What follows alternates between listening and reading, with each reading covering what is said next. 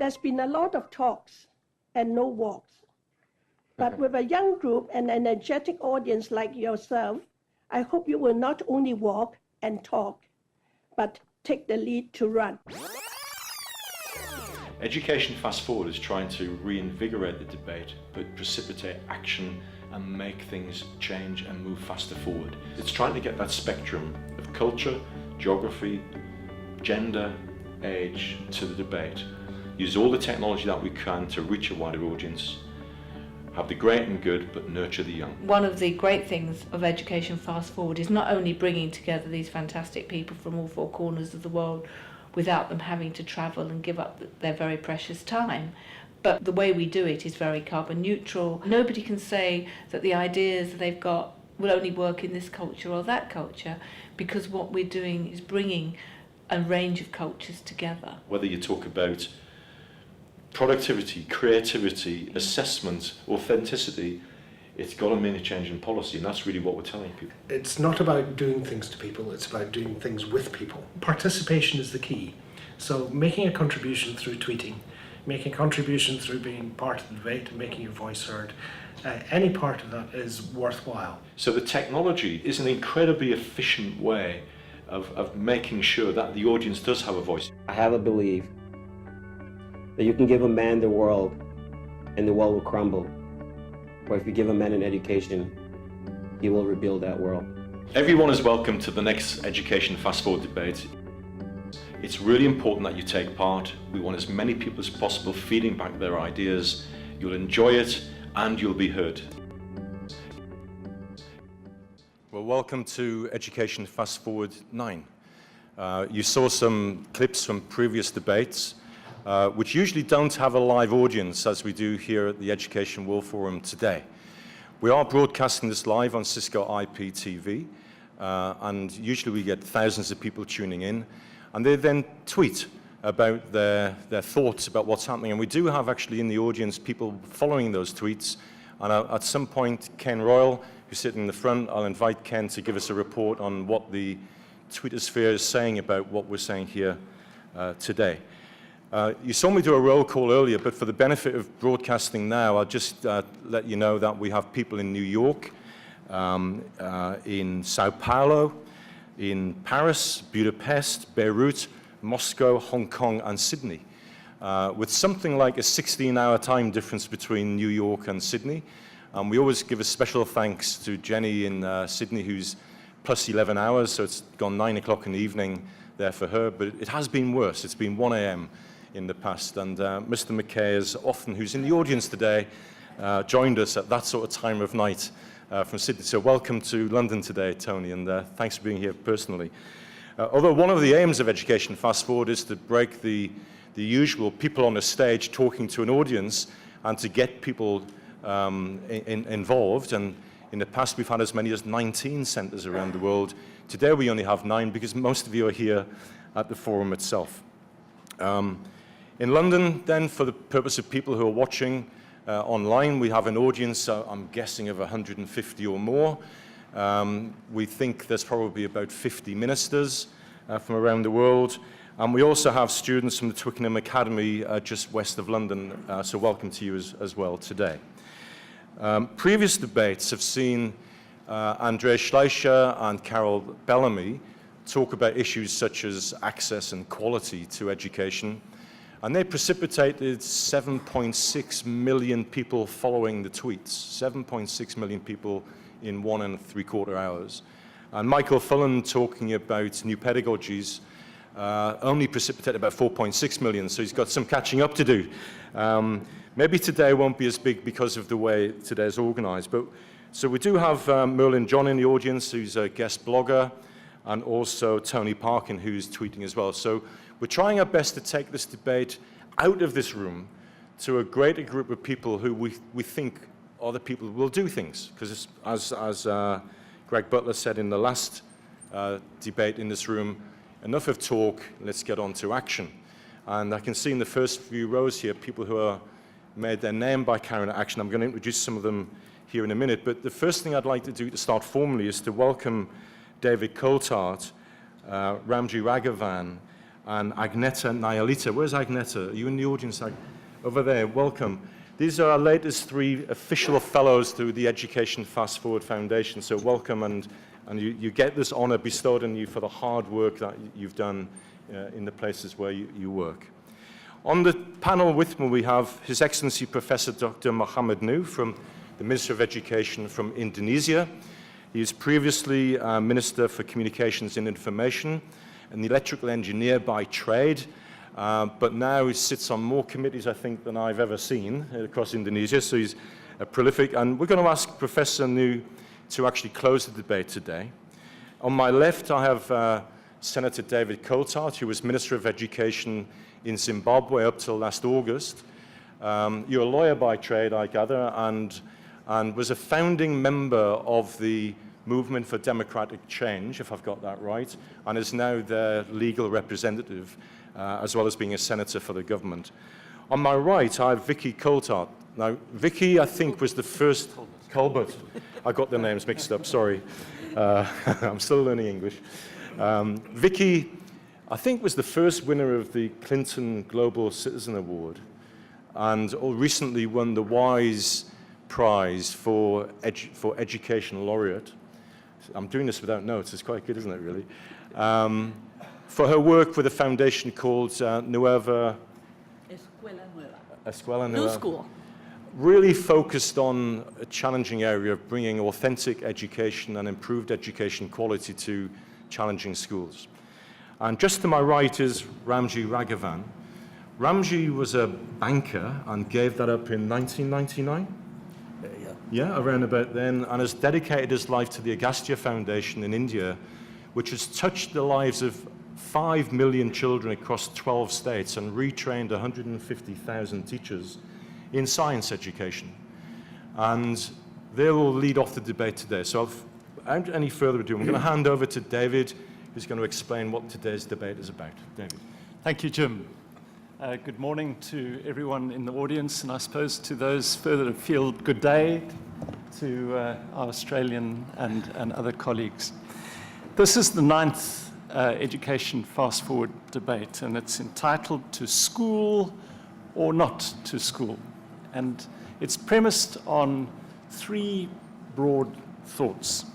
Firstly, schools throughout the world, most schools were built decades ago, some hundreds of years ago. They were built for a different time, for different technologies, for different economies, and certainly different sizes of population. Tied into that are the pedagogies that were often designed decades ago, prior to technological advances. And tied into that was often methods of rote learning. Times have changed, and in recent years, we've placed more emphasis on the need to develop in our children inquiry, curiosity, and discovery. And because of that, those traditional structures, those traditional learning systems are under challenge, and we need to consider that. Secondly, there are economic challenges that many countries face throughout the world that affect education. Many children who receive an education, who are fortunate enough to receive an education, don't receive an appropriate education and find that they cannot be employed productively.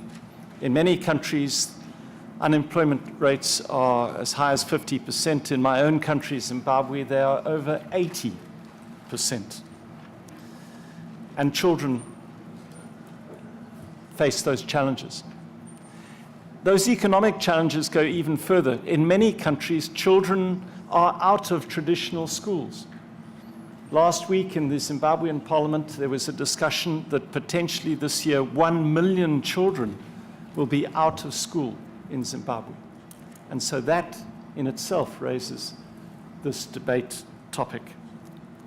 Thirdly, there have been these technological advances which have given children new independence of thought. Just prior to the debate, I was privileged to speak to some of the youngsters from Twickenham High School present here today, and I said, so how do you think schools should change? What are schools not meeting as far as you're concerned? And the one young man said to me that he needed more space. He found that the traditional forms of a crowded classroom didn't actually assist him to be innovative. So these are the thoughts that underpin our debate, and they lead to the question that we pose today. Do these economic and technological changes mean that the traditional notion of school is now outdated? Or can schooling be changed to better support the needs of today's learners and economies within which those children work? And I'll hand back to Jim. David, thank you. So to start our thinking along those lines, I'd like to hand over to Ramji now and to talk to us about the work that he's been doing across India. Ramji. Thank you, Jim. You see this? It's called a tippy top. It's made of wood. And when you spin it, I wish I could demonstrate it for you, it spins on its bottom, which is what you'd expect. But suddenly it tips over and starts to spin on its stem. Right? Very counterintuitive. Now, I have a friend at Cambridge University, Tadashi Tokieda, and all he does is study the science of toys from all over the world. He's actually one of the top experts at this.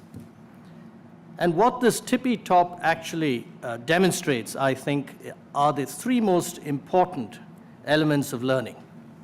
See something like this spinning and then tipping over, you go, ah! So the ah element in learning is terribly important. That's what I've found. The second element is you begin to investigate. Now, why does that happen? And that's when the aha moment hits you, right? Something, you fill in the blank, or you understand something. It might take a bit of time, but you get there eventually through questioning. And the third element is ha-ha. You've got to have fun doing what you're doing. Now, I find myself addicted to this. There's a lot of ah, and there's a lot of ha-ha. There's very little aha in my case. I'm not a scientist. And believe it or not, it's not a simple thing.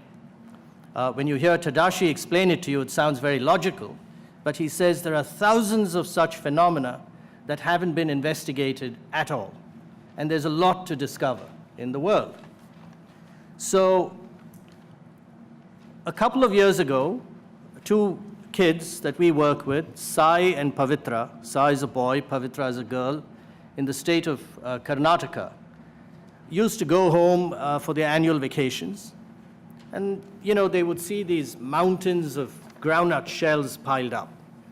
And nothing much happened, except one day they wondered, hey, can we do something about these groundnut shells that are piling up and, you know, destroying the aesthetics of the countryside? So they thought about it a bit and said, can we make paper out of it? So they came up with a formula and tried to make paper, paste, and dried it and so on, but it wouldn't work. So they were in a bit of a fix. And Sai one day saw his grandmother boiling lady's finger, okra, right? And he noticed that it left behind a sticky residue. And that was his aha moment. And he said, maybe this will work. So he used the residue, and they came up with a paper. It's actually on the internet. And a few months later, an entrepreneur who saw this film came up to us and said, hey, you know, I'd like to commercialize this. And I think I can make small machines that I can distribute to households all across rural North Karnataka for the housewives to make paper out of groundnut shells. So what do these stories tell you? I think they tell you the obvious, the value of curiosity, the spirit of inquiry, the power of observation, the magic of wonder. Just looking at something, the famous story of Einstein. When he was 5 years old and ill in bed, his father brought him a magnetic compass, and he was fascinated because whichever way he held it, it always pointed in the same direction. Now that was a momentous gift. In his 70s, Einstein remarked that it was the magnetic compass that made him wonder that there must be an invisible force behind everything in nature, and as we know, he dedicated his life to finding it. Einstein attributed his remarkable insights to curiosity, obsession, and dogged endurance. So the mission of the foundation that I run is to spark curiosity, nurture creativity, and importantly, instill self-confidence, because motivation is terribly important. If you don't have the motivation to learn, then you're not going to be curious. And a lot of people have been, either through the traditional education system or because they've not been part of mainstream education, across large parts of India, and I'm sure many parts of the world, have been sort of put off by traditional education. They can't see its value. They don't know how it's going to solve their problems. There's no there's no aha, and certainly there's no ha-ha, right? So what we decided when I went back to India was, can we inject the creative spirit into the Indian education system? And is that too tall an order, or is it possible? We're talking about 200-300 million children, nearly 10 million teachers. I mean, that's a huge, huge population. And the original idea was to build a school that would nurture creative leaders. And then quickly we abandoned the idea. The former chairman of India's Atomic Energy Commission and I spent a lot of time thinking through this, and he said, look, Ramji, what we need is to disseminate the creative temper to the masses of India. You know, there's a huge chasm between the educated and the not so well educated. So we went into what makes a person creative, a great problem solver. And we said, you know, they tend to be very curious. They're very good observers. They observe much more than the average person does. There's a quality of awareness, gestation in the brain. There's the capacity to integrate, assimilate, associate different strands of information to come up with something different. And they have the ability to apply it. After all, you've got to apply it to create some value for yourself or your community or your society or your country, for the world, whatever. So we said, look, the foundational skill is curiosity. So we've got to find ways and means to motivate these kids to get curious, right? So we came up with a hands-on experiential sort of pedagogy.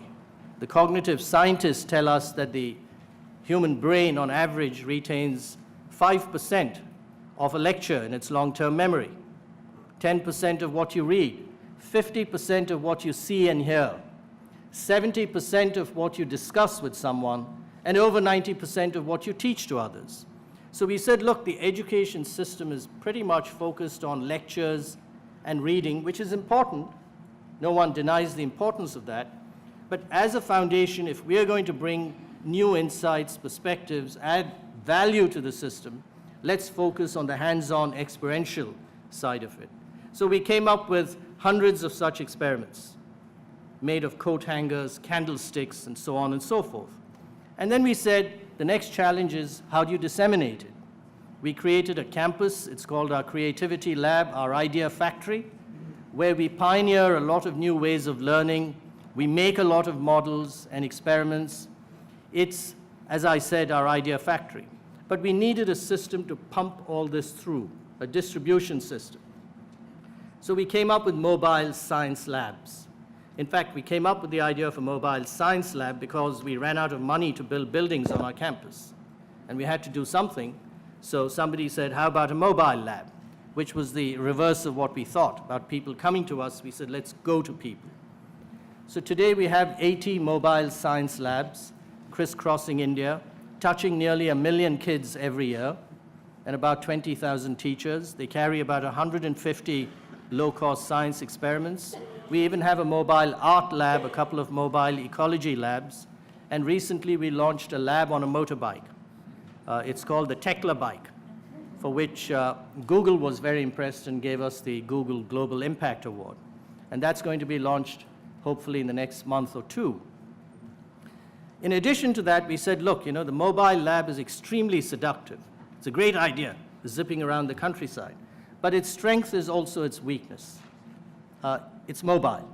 So we began to establish satellite science centers, and we called it our hub and spoke strategy. Now, none of this would have worked without the help of government, because government underwrites a lot of our expenses. They contract with us. So the partnership with government the state government or the Indian government in Delhi becomes essential for us to scale up, because it's government that controls most of the schools in rural India. They have a reach that no one can today match. So we work very closely with government, and over the years we've built this ecosystem for hands-on experiential learning that's captured the imagination of many governments. I won't say all of them, but certainly many of them. And we're hoping in time to come we'll be able to take this throughout India. And what are the sorts of shifts we're trying to stimulate, right? Let me repeat, the kinds of behavioral shifts that we're trying to stimulate. The first one is to get people to shift from yes to why.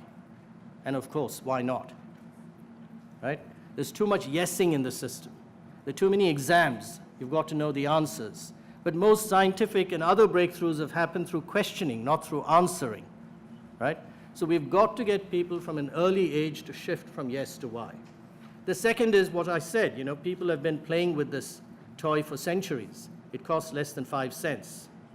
But not many have wondered, like Tadashi did, why this happens, right? So from looking to observing is the second major shift. The third is from being very passive to learning to explore. The fourth is from being very textbook bound. Textbooks are important, but they're getting outdated at a rapid pace. And when I say textbook, also being very internet bound. You know, I know a lot of people who study ecology on the internet and get very good marks, but they have no relationship with a tree or a plant. So there's a certain human connection you need with what you're studying or learning. So shifting from being very textbook bound to being more hands-on. And finally, we believe if these sorts of shifts begin to happen, then you're going to get the most important shift, which is the shift from fear to confidence. Now, I remember, you know, we've done many impact studies, asking a girl in a village one evening, have we made any difference? And she looked at me and said, I thought she'd say, yes, I'm doing very well in science and getting high marks, which, by the way, she did. But she didn't say that. She said, yes, sir, I'm not afraid to speak anymore, right? And that really blew me away, and I thought, wow, this is really worth it. You know, I couldn't care less about the science. Well, I could, but far more important is the change in self-perception, self-belief, the feeling that you can do it and that it's worth doing. And if that happens, then you cause a revolution. So that's really what the foundation is about. Our vision is to create a nation of curious people in the sense that I explained, and hopefully with your ideas and help, we'll be able to get there. Thank you, Ramji. Thank you, John. That's fascinating, and we'll have time for questions and answers and more debate in a moment. But Vicky Colbert, I'd hand over to you now to tell us about the work you've been doing in Colombia. Thank you. Well, the question of liberating children from schools has been posed for many, many years. You know, a very inquisitive person was Ivan Illich in the 70s, where he was really questioning the role of schooling. My experience for so many, many years working in the poorest of the poor schools in Colombia and mainly in the Latin American region have confirmed that let's talk more about transforming schools. And the experience of Escuela Nueva, which means new school, is precisely how we manage to challenge the conventional teacher-centered model of education massively. So I think Escuela Nueva is a right pathfinder, is a proven cost-effective solution to improve quality learning, especially in the poorest of the poor schools. Escuela Nueva, as I mentioned, means new school. It's one of the longest running bottom-up innovations of the developing world that's still being sustained because innovations fade within bureaucracies. It started as a local innovation. It gradually became a national policy in Colombia, reaching more than 20,000 schools in the end of the 80s. Once the World Bank selected it as one of the 3 innovations that had successfully impacted a national policy, we got a lot of countries coming into Colombia, and we started spreading mainly through governments, support of World Bank, UNICEF, other international organizations, to other Latin American countries, mainly. Brazil, it was called Escola Activa. I started sending Colombian teachers abroad. And it has impacted more than 5 million children, mainly through governments. And recently, it sparked revolutions in Vietnam. For example, the main educational reform in Vietnam now was inspired in the Escuela Nueva. They piloted for 2 years, and they decided they want to take this to scale to all rural and urban schools. So Escuela Nueva is a pedagogy. Nothing new in the philosophy. We know the theory for over 100 years. The challenge was how to do it, how to do it in a very how to translate complexity into simple, manageable action so that any teacher without having a master's or a PhD could transform their learning environment, have results, and improve self-esteem of children. As Rabia was saying, once you improve self-esteem, learning starts coming. But we had to challenge the teacher-driven pedagogy. Another thing is that we started coming from the margins, and this is the most important thing, because we demonstrated that, yes, we can improve quality education in the poorest of the poor schools in developing countries in a cost-effective and replicable way. So it became a constraint at the beginning, because there were so many problems, so many difficulties. Like a failed company, you know, education systems are like failed companies. No results, dropouts, low teacher motivation, memoristic methods, all the problems we know exist in low-income schools, in public schools. But what started as a constraint became a great opportunity to transform the system. I wanted to share with you just a couple of slides, because I do think visuals do help to understand what we did. So the first thing we said, more of the same is not enough. Just expanding current educational system was not enough, and a shift of emphasis from transmission of knowledge to social construction of knowledge. This was key for us. You know, how do we move into more collaborative learning? So more of the same is not enough, and it implied a cultural change from a teacher-driven pedagogy into really child-centered, active participatory learning. So Escuela Nueva transforms the conventional school and the ways of learning from frontal teacher-centered instruction into really child-centered. Nothing of this is new. And those of you that had good quality education, probably in private schools, not in the low-income public schools of developing countries, are exposed to these ideas. But the challenge for us how to get these ideas. Montessori, John Dewey, all these ideas, critical thinking, in a way that any teacher could do it. So children are at the center of the learning process. Here we see a classroom towards children. Not everybody's doing the same thing at the same time. Learning doesn't take place like that. Some go faster, others go slower. So it was how to tackle different learning rhythms in the classroom, how to introduce flexibility so children could finish academic units at their own pace. And so we really emphasized the concept of learning. We went from teaching to real learning. By the way, learning can take, it's an event, it's an activity, it's not in a place. Second to that dimension was really active participatory and collaborative learning. Children learn through dialogue and interaction. They're dialoguing all the time. And this is crucial. Oops. There we go. A new role of the teacher. This forced us to change the role of the teacher, and this was almost 30 years ago, more than 30 years ago. We were talking about the new role of the teacher, not as a lecturer, not as a transmitter of instruction, but as a facilitator, somebody that has time to give assessment and feedback during the process, not at the end when it's too late. That has more time to spend with slow learners, that can pose intelligent questions, that facilitates, that catalyzes, that it's an ethical reference, that has more time for empathy, to understanding what's happening to the students. So it's a new role of the teacher, and it's actually what everybody's talking about now, a new role of the teacher for the 21st century. But teacher training institutions had not changed in the country. How could teachers make the change if they themselves were not exposed to active participatory learning when they were trained? So we had to train teachers with the same methods that they were going to be using with their children, inquiry, different processes. But we had to do this in a very simple, replicable way if we wanted to impact national policy. So we had to cut, and really, because we were tackling teachers' attitudes. and behaviors and to change teachers' attitudes, we had to have a whole strategy of how to do it. And by the way, all this was bottom up. We had first to show things, have monitoring and evaluation, and demonstrate results. There have been a lot of evaluations behind Escuela Nueva. UNESCO did the study comparing all the Latin American countries, and Colombia was the only country after Cuba, and this is in 1998, where rural schools outperformed urban schools, except for the megacities. So this was because of the implementation of Escuela Nueva. And also, but not only having results in cognitive achievement, language and math, but in peaceful democratic behavior. And coming out of Colombia was especially important because it's building citizenship. This was an evaluation published by the University of London. Okay, so Escuela Nueva is an innovative learning approach that enables children and youth to learn, fostering cognitive and social emotional competencies necessary for peace and democracy.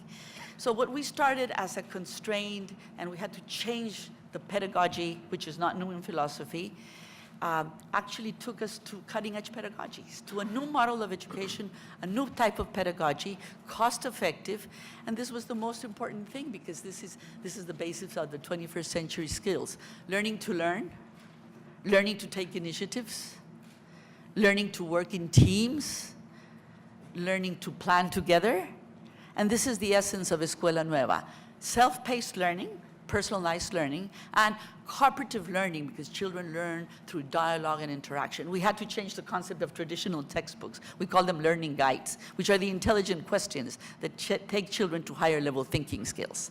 So this is the experience we've had many years, not only in Colombia and other countries, but we have something that can really be powerful because it's simple and it's cost effective and easily replicable. Thank you so much. Thank you very much. I think there's a thread, if people were in the new Pedagogies for Deep Learning session earlier today, there's a thread emerging already at this conference where people keep saying the same thing over and over again, that there's nothing new. But in fact, Vicky and Ramji, what you've done that's new is you've made it stick. You've reached a lot of children and a lot of teachers. That's new. The new thing was putting in, implementing massively, so that any teacher, without having a master's or a PhD, can't make changes and have results. There must be a lot of people really wanting to know the secret behind that as well in a moment. So I'm going to open up the debate to our distant centers as well as in the room. I forgot to make sure you knew what the hashtag was for tweeting. It's hashtag EFF9. And unlike other events, we don't say turn your phones off. We just say please put them on silent and tweet away, but please leave them on. That's the way it should be. But I just wonder where we can go with this. Should we try to get to the secret formula that because these passions that are sat on my right have lasted for years, and often you see passions that only last for 6 months or a year. So there's a secret I think you're hiding from us at the moment I'd like to get into. I wonder if we can go around the world. Eliane in Beirut, you've just carried out a survey of teachers across Lebanon. Does any of what you've heard resonate with some of the work that you've found in Lebanon, Eliane? Are you there? Absolutely. Yes. Thank you. Thank you, Jim. Can you hear me now? Can assume that this Cisco technology is wonderful, so you just go for it. You're there. We can see you. Okay. I feel very passionate about what I heard. I think both experiences are incredibly powerful, and it really resonates with what comes from the ground. What teachers really need is that combination of both technology and pedagogy, and both self-confidence to enable them to be able to make the change. If leadership is able to support that change, teachers have more that self-confidence to try out these new strategies. The bottom-up approaches are what's needed on the ground for teachers to be able to grow in self-confidence, see the impact, and make it happen. ICT has helped amazingly, but has been more used as a disconnected from learning.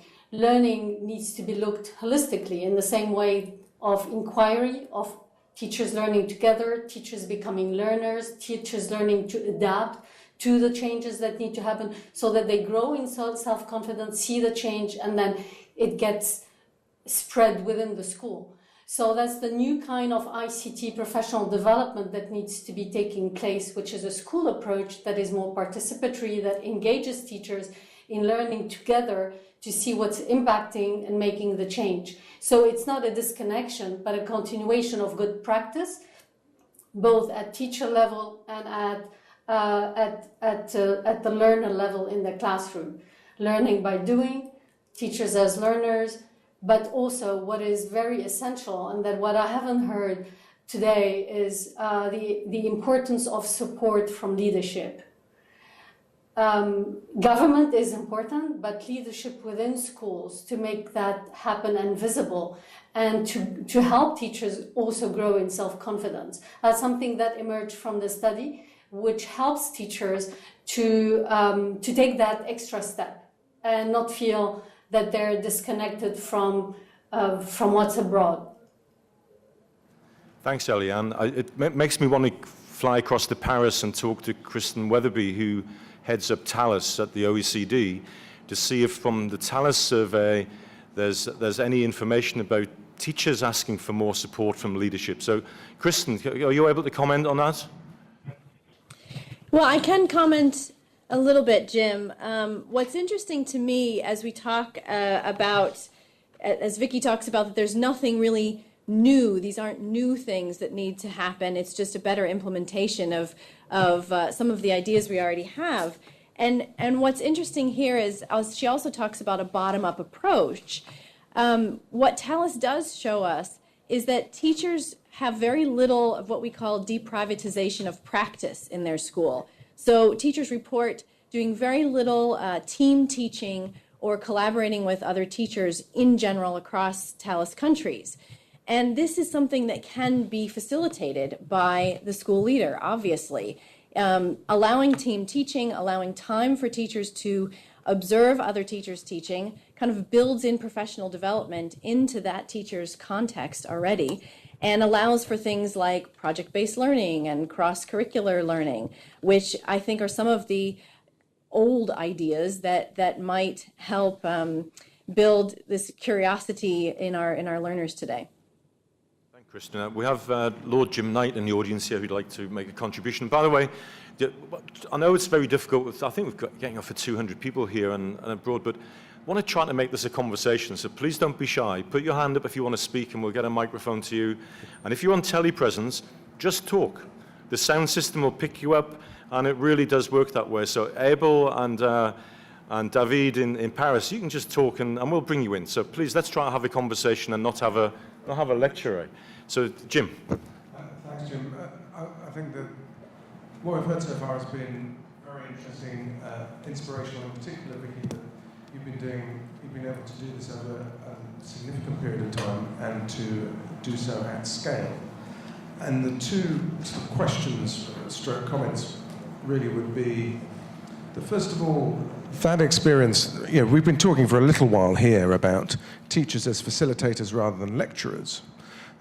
You've been doing it for a long time, and you've been training teachers in that. And I'm interested in whether or not training teachers to be facilitators is easier than the traditional way.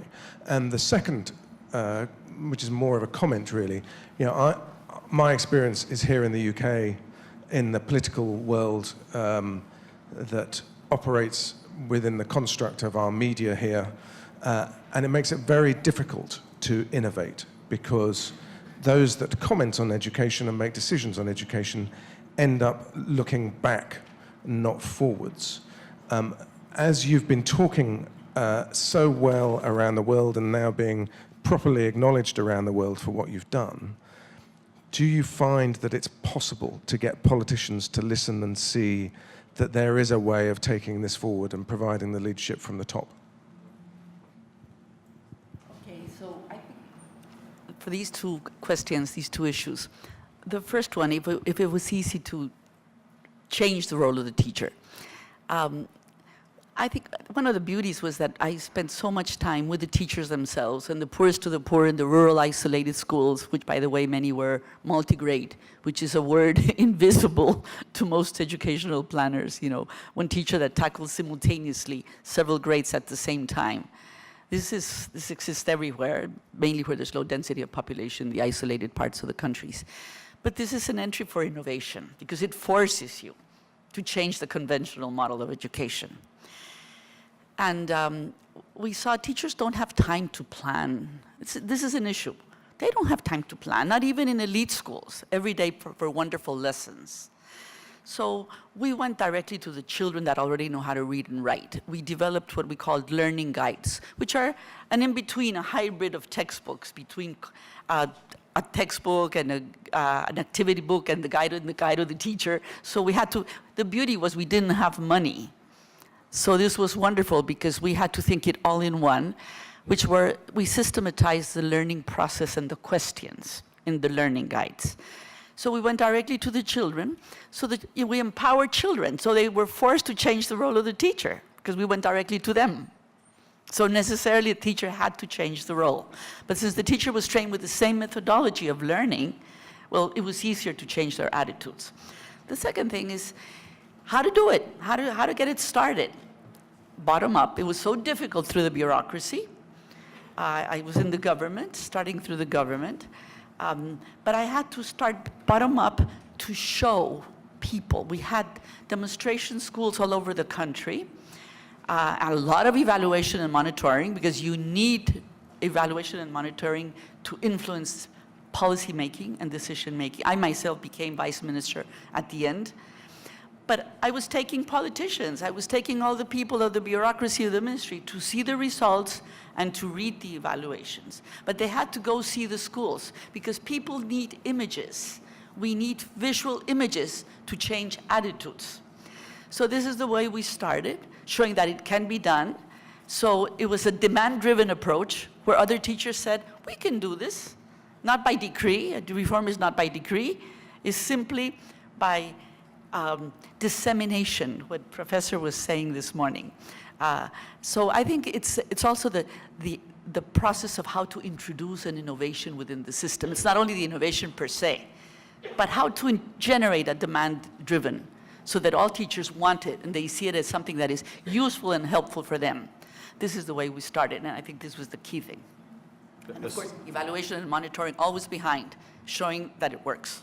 There seems to be an interesting policy clash between, on the one hand, I mean, Vicky, you're working within the school system and you're actually enabling the school system to do what we hear a lot of people talking about, whereas Ramji, you worked with the government and they provided money, but you're working outside of the school system.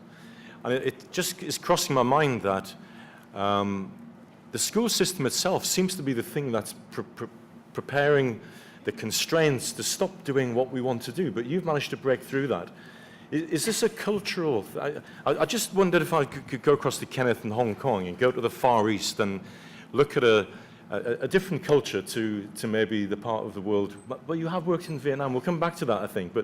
But can I get a comment from Kenneth to see if there are cultural issues from Asia which might not allow people to have that freedom? I'm just trying to get a debate going here. So Kenneth, how do you think this in-school, out-of-school thing works? Thank you very much, Jim, for this. In fact, I wholeheartedly agree with what Vicky has said. We do operate on a different culture, but when it comes to developing innovations that stick, bottom-up innovation is the proven path to success. In my previous job as the secretary, under the previous administration, we started this movement of moving into self-directed learning, moving away from rote learning. And what I find to be most useful is precisely what Vicky has described, enabling different innovative schools to showcase what they can do, enabling individuals, teachers, innovative principals, and frankly, students themselves to demonstrate that what self-directed learning can achieve. Now, I worked in government for 4 years, and I am very cautious about a big bang approach to education reform. In fact, what my experience shows is doing these innovation, if I may use the word subversively, sort of, instead of making grand statements like one laptop per child, or, wireless broadband everywhere. Let's start with small schools, show that it works, demand-driven, and let other schools follow. I think this is the way that I find to be very sustainable. May I come in just a second? I wanted to share, well, we started this through government bottom up, but then the country became decentralized. So all the things we had put together sort of started falling down. And I had to create an NGO after I had left government. Fundación is an NGO, Fundación Escuela Nueva is an NGO, because we wanted to continue innovating. We wanted to get into the urban areas. We wanted to work with migrant populations. We wanted to get into non-formal, out of the school, beyond the school. So we wanted to continue innovating. So this is one thing. I have learned you have to work with governments for having big impact and coverage, but you need public-private partnership and the role of civil society for quality and sustainability. We had to bring in the coffee growers of Colombia. They were key partners in the process because the government itself was too busy reorganizing its decentralization process in the whole country. And this is all Latin America. Everybody's talking about decentralization and everybody forgets about the pedagogy. So we took the school as the unit of change, the variables we could control. But I just wanted to share with you that I had to create to continue innovating from civil society. And the other thing is that, the actors of change have to be the teachers, the children, and the communities themselves. The whole concept of social participation is embedded in the model. They have to have permission though, Vicky, don't they, to do that? Well, since Escuela Nueva became a national policy, what we've been trying to do is keep it in the agenda. Yep. Keep it in the agenda, So this has not been easy. But from civil society, they say, oh, here comes Vicky again, I've been doing this for 30 years, no? So it's pushing it and keeping it in the agenda. But the most important thing is that the actors of change were the teachers themselves. So unless this is the essence, the concept of social participation, that's the essence of sustainability. I was in a classroom in an African country. I'm not going to say which one in case I upset somebody. And I'm a mathematician by trade, and I used to teach mathematics. And I watched a teacher teaching trigonometry to a class. And honestly, it wasn't good, shall we say. And I said, do you mind if I take the class? And so I took the class and taught it in a really practical way. And I said, have you ever thought about teaching that way? And she said, well, no one said I can. No one said I can. Now, whether or not that was the case legally, because in England, and Jim, you can tell me if I got this right or not, about 80% of what head teachers ask for permission to do, they can already do. The rules are flexible enough, but people get worried about performance. So this permission to innovate by teachers seems to be an issue, I think, in my experience anyway. So, David, in Zimbabwe, you have a massive problem with 80% of young people out of work, and a huge teacher shortage, did you say, as well?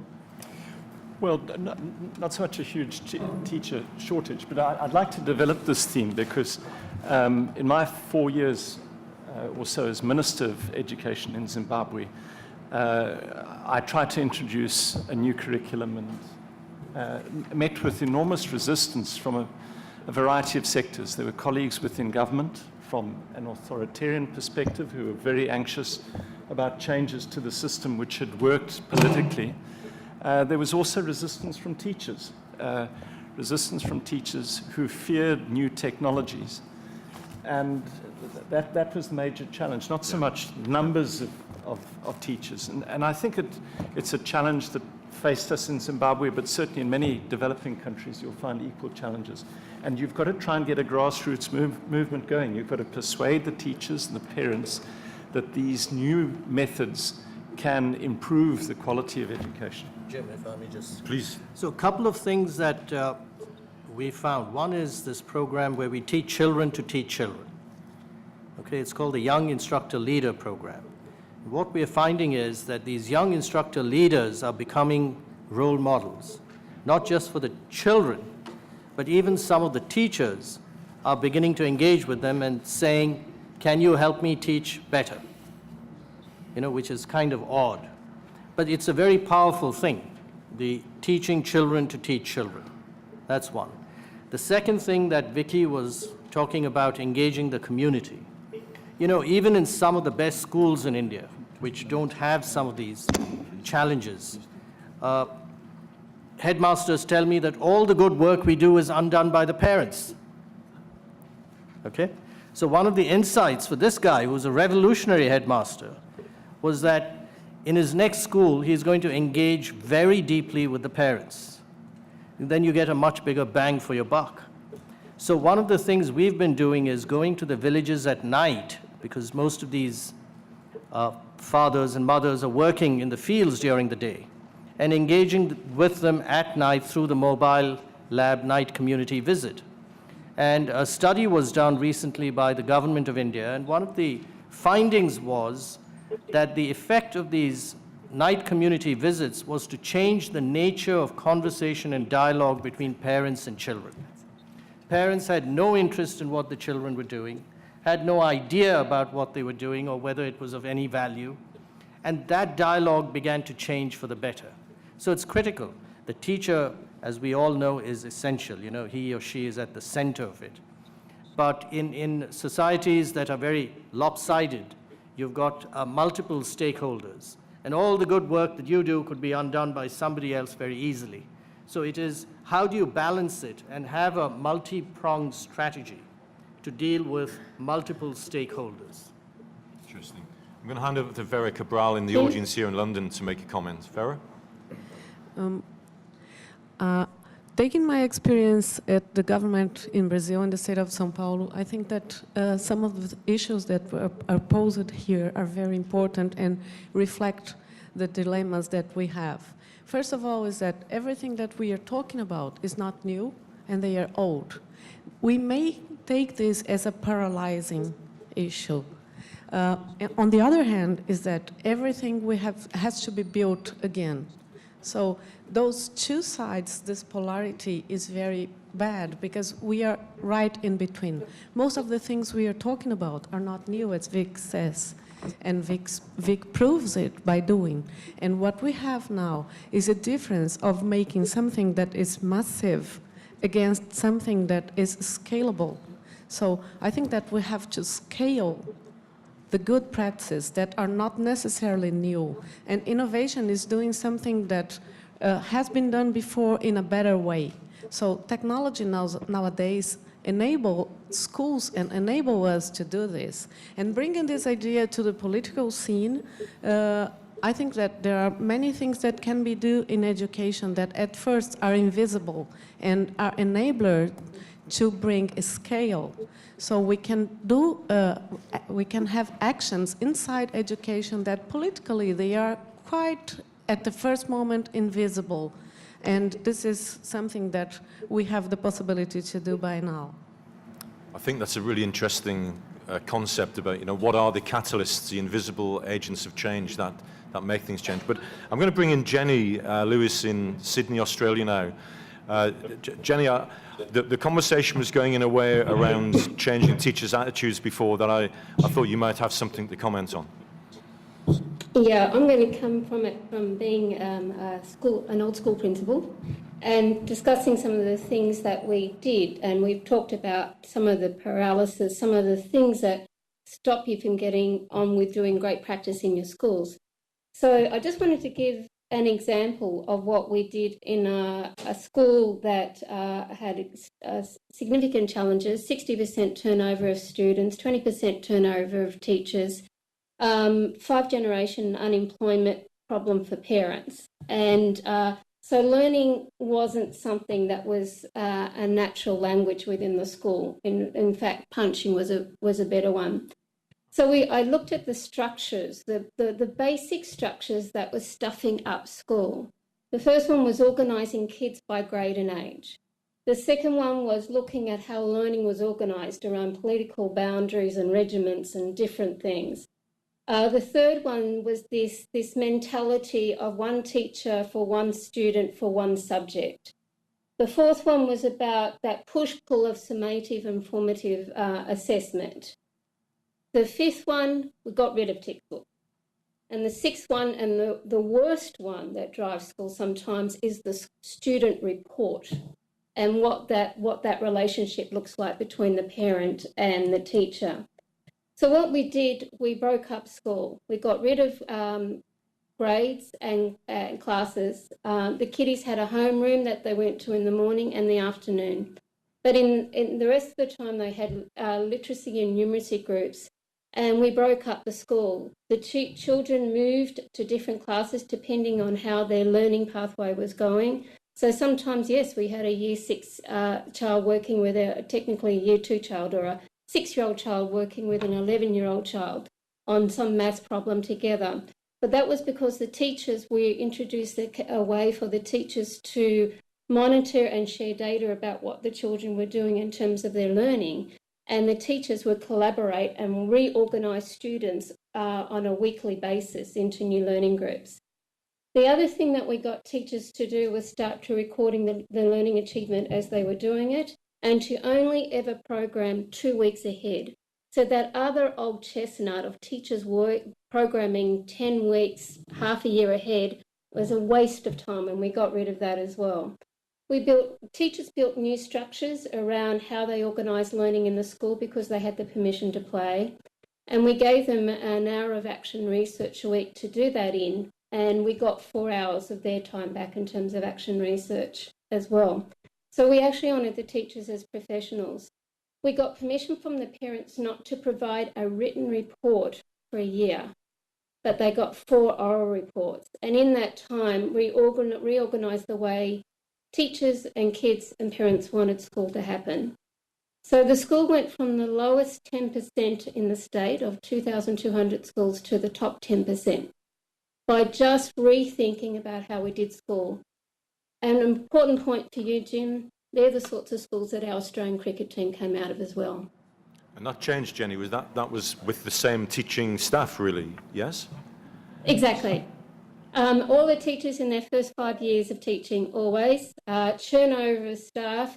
Every teacher that came into our school was newly appointed into the school, so they had no training or being in another school before. And after that 5th year, they were exhausted because it was a very socio-economic area. We had a big barbed wire fence around our school. On any one day, there would be a shutdown because there might be a parent outside, very distressed. But by that 5th year, that teacher was in a promotions position somewhere else. So really the story is it's everything everybody said, but it's taking that one step further and saying it's these constraining structures of how we organise kids, how we organise the learning, that actually stops us from getting on with all the things sometimes that we're talking about. You know, another thought crosses my mind that is the figure, can somebody do a data check for me, is it 57 million children out of school, primary school today? According to UNESCO, I think that's the number. That's only primary. And when you add secondary, the number's high. I think, David, I was getting confused. You were saying there's 1 million children out of school in Zimbabwe alone. You know, so schooling, it sounds to me from this conversation, is beginning to challenge its structures to enable the things that we want to do to happen. But how do we take that to the African subcontinent and other places where so many children are not going to school? The figures are stark, actually. If you start looking even at North America, there is a big enough small percentage of children not attending formal school to worry us. And in fact, the PISA figures show that if the US, if you read the PISA report from last December, if you could get everybody up to level 2 in the US, that would add $73 trillion to the US economy by 2020 because of the impact that would have on people being economically active. So I think we're looking at, in this conversation, we're heading slowly but surely towards how do you change a school system. I think I'd like to get back to the original sort of challenge. You know, is that going to be the future? Is it going to be based around schools, or the roles of schools changing? So maybe perhaps go across to Hungary now and Balint Magyar was Minister of Education for Hungary, and he's now online in Budapest. How does this sound to you, Balint? Are we going to get rid of schools at some point and learn from all of this, or is it going to be a new hybrid model? I think it could be a new hybrid model, but first of all, let me express my congratulations to Ramji and Vicky, because for me, as a former Minister of Education, the most interesting thing in their experiment was the mainstreaming and the scaling, because what I witnessed even in Hungary, there are a lot of pilot projects and models which can live as little islands isolated from the mainstream education. The real question for the policymakers, how can you scale them up and mainstream that? But both of them and the other speakers were speaking about the major actors who are crucial in the process of mainstreaming, namely the parents, teachers, and the governments, because it's obvious that the most receptives are the kids themselves, who feel themselves much better in such type of education, such reform type of education. And here the role of the governments can't be go around because when we are speaking about that, what is the motivation of the kids, what is the motivation of the teachers or parents, we have to speak about what is the motivation of the governments, because in some regimes which are not democratic one, semi-autocratic or autocratic regime, the motivation of the governments can be very much another type. And let me raise just the example of Hungary now, that since 2010, the motivation of the government is partly a kind of ideological indoctrination in the schools, and controlling the channels of mobility of the kids, and controlling the teachers themselves, and just for stabilizing their power. In this case, for example, if there are such changes, what happened here as well, that the whole system of education was nationalized, practically abolished the decentralized character of the education.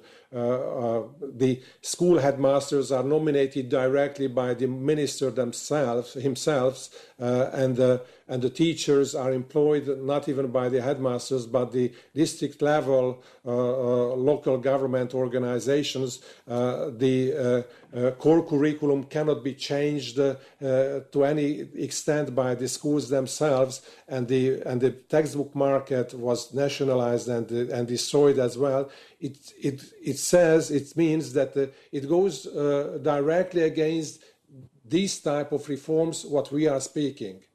So the first thing which is very important, that the philosophy what these experiments represent should be shared by the government themselves, that creativity, liberty, decentralization, cooperation with the different actors of the education is necessary, and everything can come only after that, because only after that we can think about how to convince the parents, how to convince the teachers, how to change the training of the teachers themselves, which is also necessary. This is a major condition for mainstreaming any type of such reforms. Of course, we can think of hybrid systems in that sense, that the schools must remain and will remain in the future also so-called second home, where the children physically are there mainly, and of course there are alternative forms when they are not there. But in poor countries, this can become a means of segregation much more than just as a reform models. So therefore, I wanted to emphasize that without a partnership with governments and sharing philosophy, at least to that extent, that even if they are not support actively, what should be important also, but at least the system itself would be enough free to let reformers to act and to work in such a system.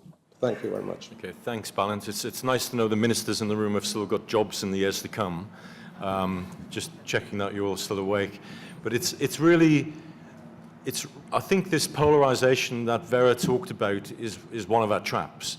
People are either in one camp or another. And a theme that's coming through now is clearly about working in partnership, where governments are allowing people to be creative and allowing projects which can actually be replicated to take place. And I've just used the word there, which I've banned from my own team, the word project. I think a prototype is the best word for going forward, because that implies something that can be repeated, and the project is something which you just finish and have a launch and are very happy about yourselves. But David, you want to come in, I think. Well, I wanted to come in on your question about the form that schools will take in future, and our colleague from Budapest said that we need some form of hybrid. And that got me thinking about schools in an African context. And to go back to Zimbabwe, we have 1 million children potentially out of school, a declining economy. How do you, aside from the new pedagogies and so forth, how do you simply construct sufficient schools in a declining economy to accommodate 1 million children? And that's where I think that this concept of a hybrid has to come in. And I want to throw out two ideas. The first is the need, certainly in many developing countries, of more vocationally orientated education systems rather than academically orientated. And do we need traditional structures of schools to accommodate that need? For example, in the Zimbabwean economy, which is based, about 80% of it is agriculturally based, we don't need that many traditional schools with chemistry labs and teaching English, but we need schools who can teach children basic agricultural skills. The other idea is the use of technology. If you can't afford to build a chemistry lab or a physics lab, how can we use tablets? And what will the future of schools be, particularly in developing countries, using those technologies appropriately? Yeah, Andreas Schleicher, who was sat here just before, said economies are no longer paying people for what they know, but what they can do with what they know. I think that's really important. Yeah, I wonder if I can put a student from Twickenham Academy on the spot and respond to what's been said today. I mean, you're in a school today, you're in a new type of school. In fact, these guys are really lucky. They're in a new school that was only built last year and built around a particular pedagogy, which is quite unusual. What's your reaction to what you're hearing today? We've got the Microsoft tablets now, and they're actually helping us more than textbooks, as Ramji said before. It's more futuristic, as you could say. It's like it has access to everything. We can access textbooks, the internet whenever we need it, everything we need. In lessons, we use them in lessons, so it's more interactive, so students pay attention, and teachers have their own tablets, so they can make lessons more interactive. Can you annotate on top of the electronic textbooks? Can you write on top of the text? Yeah. See, when I taught, we would always scold children for writing on the textbook because we had to give it to somebody next year. Now you can write on the textbook. Oh, yeah. That's a big change. But yeah, for example, my maths teacher, he has his tablet and he can write on the tablet and it comes up on our smartboard and screen. So that's made life easier and more interactive for us. Excellent. Thank you very much. Thank you. I'm going to go to Sao Paulo now and talk to Eduardo, then hopefully to New York to speak to Lucy. Then Lucy's been up since about 4 a.m. getting ready because they're 5 hours behind, so I hope she's woken up by now. But Eduardo, I know you've often got a lot to say about schooling and not schooling in the Brazilian context. Yes, I've been fascinated by the presentations, especially the one about the experiment in India, because as those that know me know, I'm all in favor of the non-schooling, deschooling, unschooling solution to this problem, and therefore not to anything that looks like school or even a hybrid system. And the reason is that I am a student of history, and we've been speaking about new school and new education for over 100 years, and even the phrases, the catchwords are the same. If we read Tolstoy on education, for instance, you have criticisms of traditional conventional schooling, and a proposal of creating a new school. Then you have Dewey criticizing conventional traditional schooling, and what do we end up with? A new school, an experimental school, a progressive school, and so on. So my view is that if we begin with schooling, we will not end up too much far away from what we have today. So real innovation is going to be quite difficult.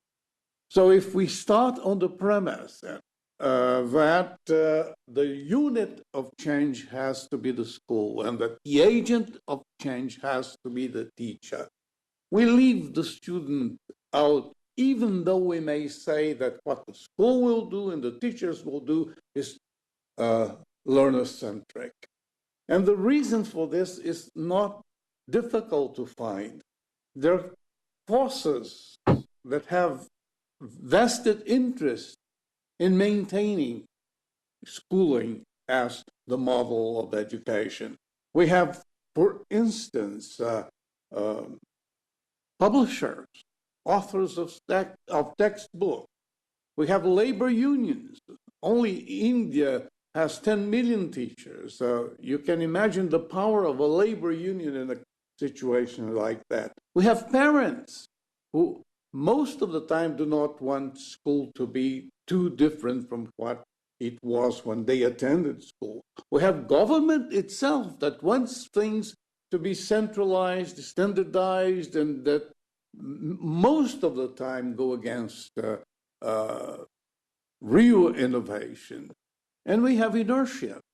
It's many of these projects that begin on a very innovative tone ended up a few years later being basically conventional. Things have a way of getting back to what they were before the reform or the innovation was attempted. So if we want an education that is learner-centric, we don't have to get kids to learn how to learn. They are born learning. They start learning as soon as they are born. They start apprehending their environment. They're differentiating the people with whom they deal, the parents and strangers. They learn the most difficult things in the time before they get to school. And yet, when they get to school, we try to get them to learn in a different way. We sort of presuppose they don't know how to learn. We have to teach them how to learn. And the disaster is that most of the time they don't learn. So I think that if we want to start a very innovative way of educating the young, we have to start with kids and take them real seriously. Recognize, acknowledge that they know how to learn, see what they want to learn, how they learn best. We know that they learn a lot of things very well without any facilitation from teachers, without any curriculum, etc. So I think even though Vicky mentioned Ivan Illich, 1971, the Schooling Society, that was read by many people, but nobody really took his ideas too seriously. People say, well, here's, but we will start with a new school on a school-based proposal. The school will be the unit of change and the teachers the agent of change. And a few years later, nothing real innovative happened. So I think we have to to bet on a system that is not school-based, that's not even hybrid. It is a system that starts where kids are and uses technology as they like to use and use very well, and progress from this point on.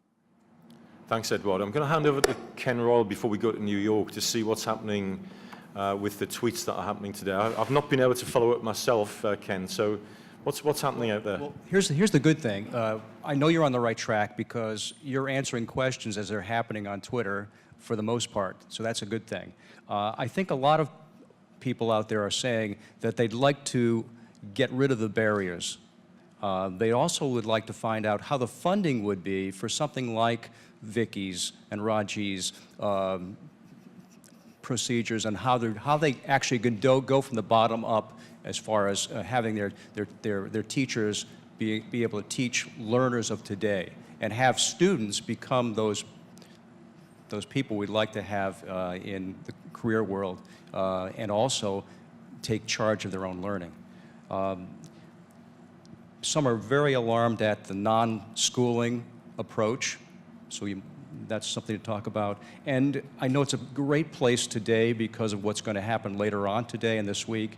They're a little bit concerned about the politicians. Will the politicians be able to go beyond talk to some action and to get some of these things done? And that's really the bottom line. It's funding. It's also, will the politicians listen? And the biggest thing is something I've heard throughout the EFF debates.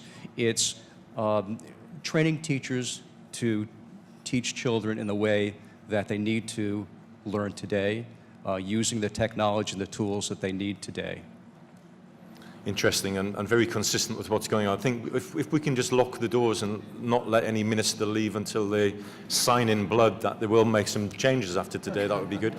By the way, Michael Verdijk is here from Technic Global in the room, and we have a tiny little fund, Education Fast Forward, and Michael's helping us build that into a fund that people can bid against to do little projects, but it's not big money, it's not millions, it's only thousands and maybe tens of thousands. But we do know that out of this debate, we want to precipitate action. And so if you follow the EFF debate on Promethean Planet, you'll see an indication about how to access that information as we go through 2014. But I do want to go to New York. So I'm starting to feel guilty as the clock is ticking really quickly now towards 12 when we finish. And Lucy, you got up ever so early to join us today. So I'd like to bring you in and see what comments you have to make. Lucy? Good morning. I'd like to bring it back to the teachers, and I'm still stuck on somebody had mentioned that some teachers are resistant, and I think in my experience working with teachers across the U.S. and around the world that teachers are, for the most part, actually not resistant. There's a small population that is, and we need to work with the ones who are willing to lead the change. So I want to kind of keep that in perspective, that there are a lot of teachers out there who are running who are really working very hard to make this happen. I think we also have to get away from this model that some teachers are deficient and that they need to be fixed. And we need to empower teachers just like we need to empower the students to take charge of their own learning and their own professional development. So we need to keep that in mind. Another thing too is that we also need wise leaders. We need leaders who are interested in innovation. And I'm not sure that's always the case. And I think teachers feel even more empowered when they have somebody in charge who is letting them innovate. And that's been a big debate on the Twitter feed too, like the permission to innovate. Do we need to be granting that? Is that something that kind of implies a culture that is kind of top down? How do teachers feel comfortable in innovating when they have so much pressure around them? Which leads me to ask, I'm really curious about assessment. We haven't talked a little bit about, that much about assessment. In the culture here in the US of high stakes testing, how does this all fit in? And I'd be really curious as to our presenters, how do they assess their programs and know that they're working? And do they have anything coming down on them like we do in the United States with high stakes testing? I would really love to hear some more about that. Would you like to comment, Vicky or Ramji, on that? In our case, I want to pick up a little bit about Eduardo, what he said in Brazil, and come back to you about the teachers. Yes, I think for us it was crucial to think of learning as an activity, not a space. No, that was the first thing. And we had to make hybrids and changes in the concept of the pedagogical act, which is a new pedagogy, time, introducing flexibility. We had to make changes about the concept of time, and in the space, because children could also learn with their families, because we tried to incorporate the family in the learning process. So it was trying to have all this together. In the case of the teachers, we had to help the teachers make their job better. We have to see it now, teachers don't have time for planning, not even in elite schools. So let's say our learning guides was a planning tool also for the teacher, but directed to the children. And we had to inbuilt the formative evaluation, so the teachers would have time to give feedback during the process, not at the end. And now most countries, at least in Latin America, they're having every year's they're having evaluations of cognitive achievements. So when we started seeing that, Escuela Nueva started having better results. The teachers got happy for two things. One, that their salaries are raised, and second, that they see their children learning and motivated with a higher self-esteem. So here's where the teachers were key, because they became leaders. They started changing their attitudes, and now they have more time for assessment within the process. We had to introduce mechanisms to help the teachers ensure more formative assessment. But the teachers were key, because now they had more time to be leaders, to have more empathy, to understand children's problems and conditions, because not everything is language and math. It's beyond that. All these social skills that we're talking about. So in this case, for us, it was crucial. And we always have had monitoring and evaluation now also of these soft skills, because I think it's for us, it's so important to continue demonstrating results.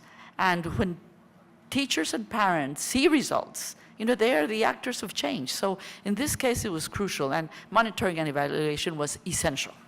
It's interesting, as in my job, I travel around the world, and it's very common for teachers to always complain they haven't got enough time to do their jobs, haven't got enough time to prepare. Formative assessment seems to make people run into the hills, because that takes more time. And it's really strange that if we were running a different type of business, if we were running a bank or a shipyard or something, we'd be looking at the very nature of the work and seeing where technology would actually release time to enable teachers to do things. And it's not surprising that companies like mine and Microsoft and so on are looking very closely at how technology can improve the productivity of the education process. That's actually happening. And do you know what? I couldn't have even said that phrase 10 years ago, the productivity of learning. I'd have been drummed out of the room for being some mad businessman who didn't understand education. So I'm going to turn to Agneta from Kenya, and then Jim after that. So Agneta? I have a comment regarding education and how to motivate students or learners, and also teachers and parents, because all these stakeholders really need to be engaged. I think it's high time we thought about the experiential learning through video sharing with students, showing students or learners and teachers on best practices or good methods of either learning or good methods of passing the knowledge from the teacher or from the person who is educating the student to the learner themselves. I think this can be done in different ways. Like for us in Kenya, what we're planning to do is go to different schools in the rural areas in our education program and showcase some of the videos of either role models who've done very well and explaining on how they were able to do well, and at the same time also utilizing the existing knowledge and emerging information or learning to the teachers to be able to get motivated to either transform or change the way they pass the knowledge. It's the same information of transfer, but the method really matters. So this is something which we are getting into motivating teachers and also learners, and also the parents, trying to show parents the importance of supporting their children and supporting the teachers in enhancing the quality of education in each of these places. Thank you. Thank you. Jim? And then Ramji. I just wanted to quickly comment on the permission to innovate, because innovation inherently involves risk, and risk involves permission to fail. And that's what we would have to have an appetite for, to really embed a culture of innovation in education. And that then takes you to the political lead at the top. Vicky's right, obviously it's easier to create that from the bottom up, but in terms of scale, you also need the top to meet the bottom. And for political leaders to give permission for failure for a child's learning is pretty hard. And then in turn, some of this, what I completely endorse around teachers as facilitators, has some issues for politicians, I think, around behavior. And if you're saying it's okay for teachers to move away from perhaps being the authority figure around the learning, can they hang on to being the authority figure in the classroom if you've got children teaching each other, running around, researching for themselves, doing stuff, having aha and ha-ha moments left, right, and center, which is what we kind of all want. Does that still mean that you've got, for a politician with their journalist friends on their shoulder, looking at what might, on the face of it, look like chaotic classrooms? Is that okay? So I thought Ramsey was just playing with something on the table here and ignoring the conversation, but he's actually learning. And so the clock is ticking, so we're going to have to keep comments down. Jim, may I put in a word after this? Yes, please. Yeah, I'll bring you in, Kenneth. After. And I'm feeling very guilty that Alexandra in Moscow at -10 degrees at this moment hasn't spoken yet either. So we're going to go quick. If you can be quick with your comments, please. So Ramji, then the back of the room, then Hong Kong, then Moscow. Very quickly. About 18 months ago, I was asked to give a talk in Helsinki, and I was speaking to the people from the ministry there and asked them, you read these studies about what an outstanding school system you have. So what's the secret sauce? And he said there's just one word: trust. Trust between the government and the teachers. They mutually trust each other, that they would do the right thing by each other. Okay? So that's something we all need to think about. Talking about what Agneta said, some years ago I went to a village in India at night and found this girl, Vasanta, teaching her friends. So I quizzed her and asked her, do you do this every evening? She said, yeah, come to my home, and she showed a blackboard and a piece of chalk. Said, I teach them every evening for a couple of hours. So I said, okay, let's launch Operation Vasanta. So today in about 100 villages, we have local people from the village teaching dropouts and others, and school kids, not just dropouts, every evening for 2.5 hours. Now what this has done, because we did an evaluation, is this working? And what we found is the parents are thrilled. They say the kids are not watching TV anymore. The kids are thrilled. They're saying we're not asked to do chores anymore, household chores. The teacher is becoming a change agent, an 18, 20-year-old who could be a student from an engineering college or one of our young instructor leaders. And the formal school system is saying these kids now come to class, they're more focused, and they're paying attention, and all the rest of it. So this is a relatively extremely low-cost solution which has multiple benefits in a social sense. Now, what these kids in the villages like is it's one of them who's teaching them, right? Now, we can argue about that, whether that's right or wrong, but that's the reality, that it's not somebody from the outside who's come and who's going to pump us with knowledge.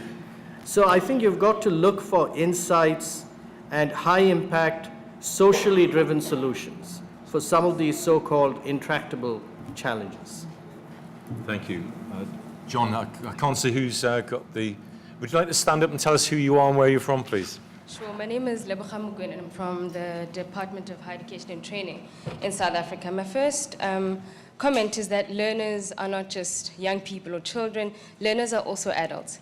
And so when we're talking about the settings in which learning happens, what does that mean for the workplace potentially as a learning space for adults, but also what does that mean in a context, for instance, in South Africa we have 3.5 million young people between the ages of about 18 and 24 who are neither in employment nor in education and training, the dropouts, as it were, that you're speaking about.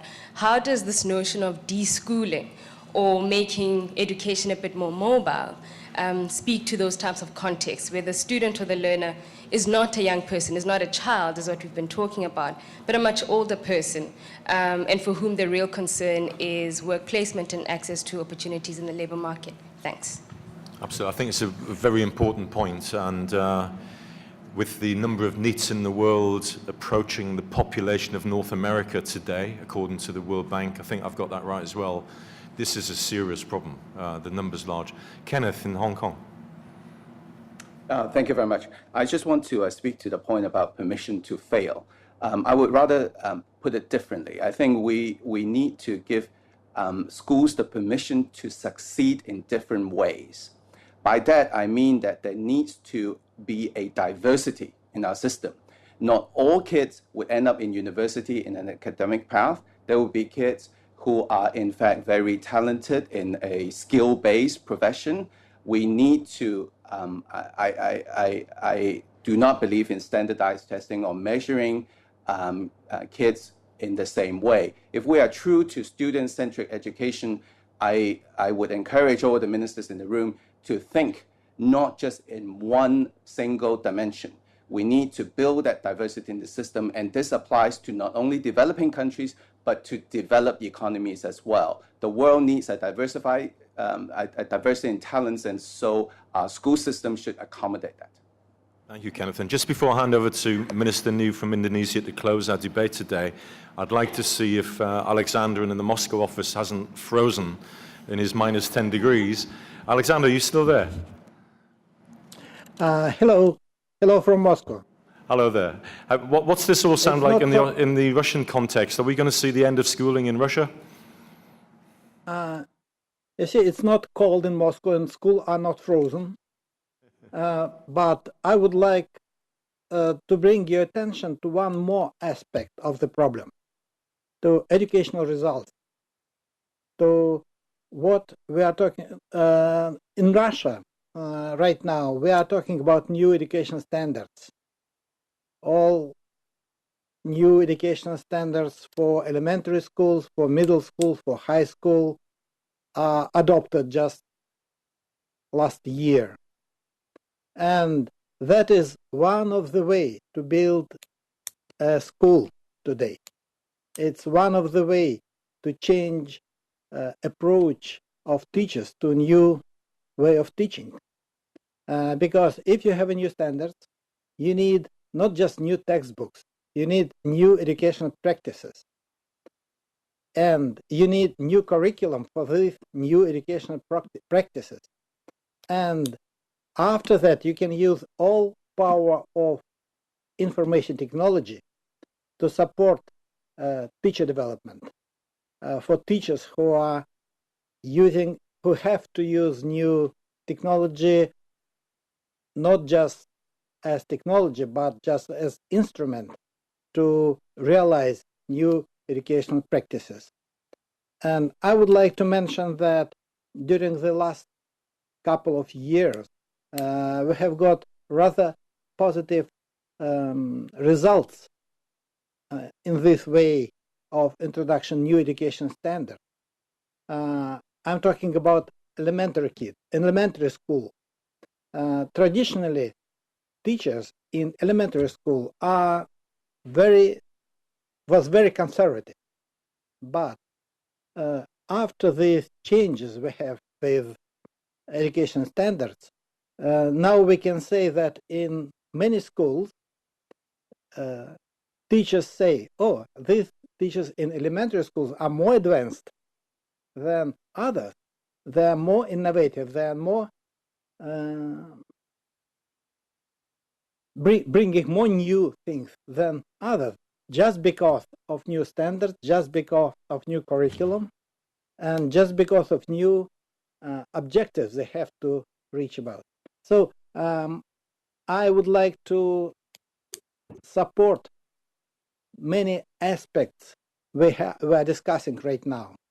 And schooling is still continue. We have no way.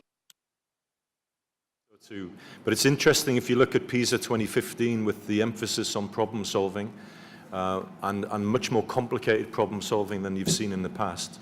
That should be driving a change. So, you know, Alexandra, I think you're right. And if you're not aware of the sorts of questions that are set at PISA level 6, which are quite simple problem-solving questions, the new types of questions, which we're actually putting on the Promethean website, and it's something in everyone's bag to show you how to go there and look at the example questions for PISA 2015.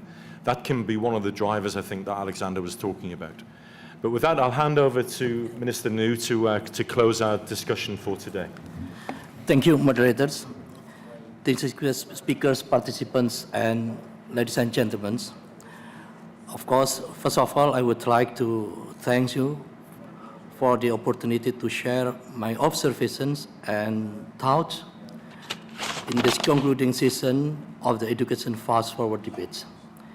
It is very interesting and very fruitful debate on how to improve the quality education for all. So now let me to share the main conclusion with all of you. During the opening, the Senator David Coulthard reminded us of the imperative of providing all people with quality educational opportunities so that they can participate fully in economic and social life. The example of Zimbabwe illustrated the important progress that can be achieved in education if the ambitions and commitment are right and backed up with appropriate resources. Mr. Ramji Raghavan, with Ha and Ha phenomenon, has underlined the importance of creativity and stimulating curiosity in students' learning process. And finally, Ms. Vicky Colbert, it's very interesting, your presentation about how the importance to transform a pedagogic appropriate to improve the quality of education itself. And during the debate, our contribution for several countries also is very important observation and ideas how to education policy more effective, participative, and equitable. In this opportunity, please allow me to contribute a few thoughts. Without global partnership, it is impossible to build peace and harmony. Without peace and harmony, it is impossible to create sustainable development. Without sustainable development, it is impossible to transform economic resources for inclusive welfare enhancement. And without it, the poverty eradication is only a dream. And with poverty in one part of the world, there will be impossible for other parts to live in peace with high quality of life. There is a vicious circle that needs to be broken here. I strongly believe that education with new appropriate paradigm plays strategic role to break the vicious circle. To increase the impact of education and achieving sustainable development goal, we need to go beyond primary education. Education should start early by promoting early childhood education, stay longer through universal secondary education and higher education access, and also reach wider. It's a very important thing. Reach wider. By reaching the unreached through special service education for those with geographical, economical, and social barriers. Since 2011, Indonesia has chosen them as the main education development agenda. Furthermore, education must address the three competencies that represent humankind. Attitude, include tolerance, etc., related to the ethic, skill related to physics and aesthetic, and knowledge related to logic. Therefore, the education is not only for the mind, but also for the spirit and the body. Education not only for the learning knowledge, but also for practicing skill, especially creativity and innovation, and for constructing positive attitude as you mentioned. Yeah.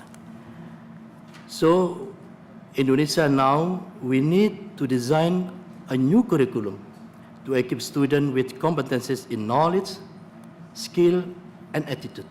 It's one single thing. Indonesia has implemented it starting in 2013 last year, called it Curriculum 2013. At the same time, this one is a very important thing.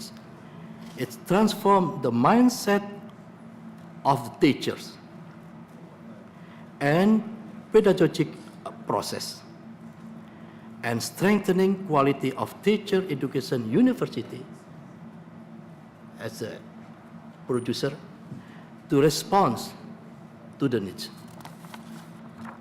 The result of the monitoring and evaluation to the program covering all participating schools, 6,000 schools, showed that majority of teachers, school principals, and schools professors believe and strongly believe that implementation new curriculum which we are designed can improve students' curiosity, intellectual curiosity, reading habits, and character, and also will make students more active in learning process.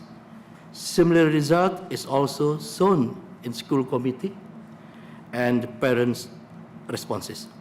Starting this coming year, 2014 and 2015, the implementation of the curriculum 2013 in Indonesia will be scaled up to nationwide, involving over 208,000 schools, 208,000 schools, 31 million students, and about 1.4 million teachers. So in Indonesia, we don't have the small size. All is a big size because our population is very big, number 4 after the India, China, and US. Yeah. We believe that through this strategic program, the learning process will be able to boost student creativity.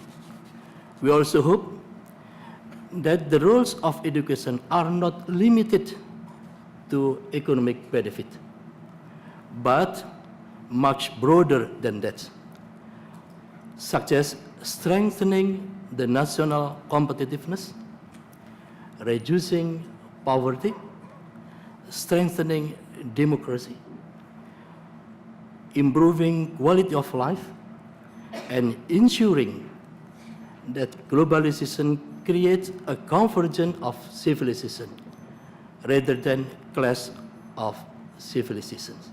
So thank you very much for this opportunity, and we hope all the quality of education in the world will be improved. So thank you. Thank you, Minister. It rests with me to thank Mohammed, David, Ramji, and Vicky for their contributions.